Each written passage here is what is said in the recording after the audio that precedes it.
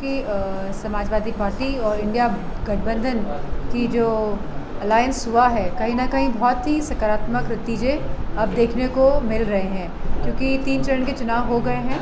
और कहीं ना कहीं जो लोग 400 पार का नारा दे रहे थे अब वो नारा देना बंद हो गया है और मजबूती के साथ गठबंधन मैं समझती हूँ आगे बढ़ रहा है। 400 नारे को किस तरह देख रही है, कितनी सीटें पर देख रही है बीजेपी को? ये तो मैं नहीं बता पाऊँगी, लेकिन इतना मैं कह सकती हूँ कि सभी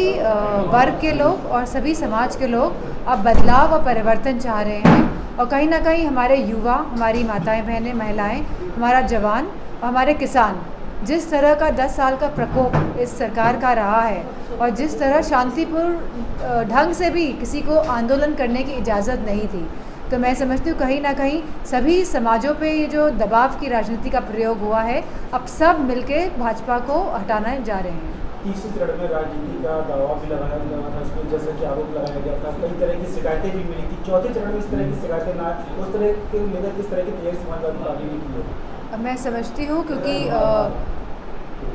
मैनपुरी में देखा जाए जो व्यवस्थाएं प्रशासन द्वारा की गई थी वो ऐसा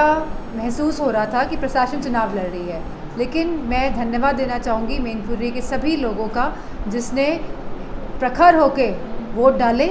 और बिना दबाव होने के बावजूद भी पूरा वोट समाजवादी पार्टी को जो देने का काम किया है उसके लिए मैं सभी लोगों का बहुत बहुत धन्यवाद कहना चाहूँगी। निर्मल जी, आज पाली के बरतरा में आपने जनसभा को संबोधित किया, अपार जनसमूह देखने को मिला, भीड़ अनियंत्रित भी हो गई वहाँ पर, किस तरीके का माहौल देख रही हैं आप इटावा? नहीं, क्योंकि वो बरथना ब्लॉक था और कहीं ना कहीं आदरणीय श्रद्धेय नेताजी भी वहाँ से लड़े हैं और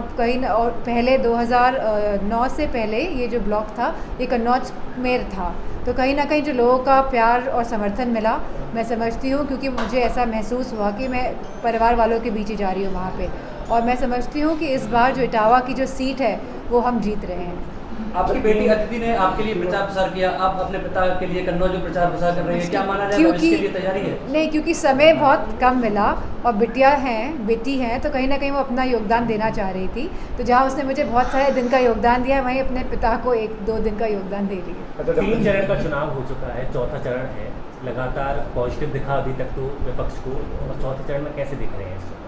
नहीं, तीसरे चरण के बाद मैं समझती हूँ जो सीटों की जो बरसात है वो और डबल स्पीड पकड़ती नज़र आ रही है समाजवादी पार्टी के लिए और इंडिया गठबंधन के लिए। अरविंद केजरीवाल जी को आज जमानत मिली। मैं सुप्रीम कोर्ट का धन्यवाद देना चाहूँगी, क्योंकि कहीं ना कहीं जो समय क्योंकि इसमें नहीं खींचा गया और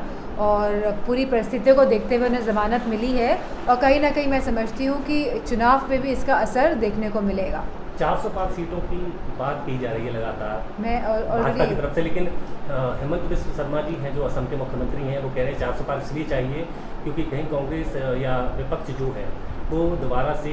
बाबरी मस्जिद का पुनर्निर्माण करा सके। मैं समझती हूँ कि ये लोगों की मानसिकता को दर्शाता है कि किस तरह विभाजन की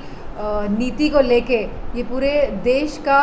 कहीं ना कहीं देश को पीछे जाने की बात कर रहे हैं आज, क्योंकि युवाओं को रोज़गार देने में असमर्थ रही है सरकार। कहीं ना कहीं जहाँ किसान अपनी MSP को जब मांग रखते हैं और झूठे वादों के तहत यह सरकार उनको MSP भी नहीं दे पाई है और पूरे दिल्ली को जहाँ छावनी की तरह तब्दील कर दिया गया था और किसानों के जो आंदोलन हो रहा था उस पर जहाँ बुलेट चलाई गई, जहाँ गैस के गोले छोड़े गए, तो मैं समझती हूँ कहीं ना कहीं ये उस बात को समझ रहे हैं कि आज सभी समाज के लोग और सभी वर्ग, हमारी माताएं, बहनें, महिलाएं, किसान और जवान और युवा जो आज अपने आप को कहीं ना कहीं बहुत ज़्यादा प्रताड़ित महसूस कर रहे हैं, तो कहीं ना कहीं लोगों में आक्रोश भी है और लोग परिवर्तन और बदलाव के लिए वोट डालने जा रहे हैं। अखिलेश जी ने कहा कि अगर इंडिया गठबंधन की सरकार बनती है तो अग्निवीर जैसी जो योजना थी उसे समाप्त कर दिया जाए। मैं समझती हूँ क्योंकि 4 साल की जो ये जवान की जो अग्निवीर योजना लेके आए थे, इनके मैनिफेस्टो में तो ये बात नहीं कही गई थी कि इस तरह की योजना लेके आएंगे, तो कहीं ना कहीं लोगों के साथ धोखा किया है सरकार ने और सरकार आने में गठबंधन की और समाजवादी पार्टी की, तो सबसे पहले इस योजना को समाप्त किया जाएगा, अग्निवीर योजना को। 45 किलो की यूरिया की बोरी है जो खाद की, वो 45 किलो की हो गई है मैम,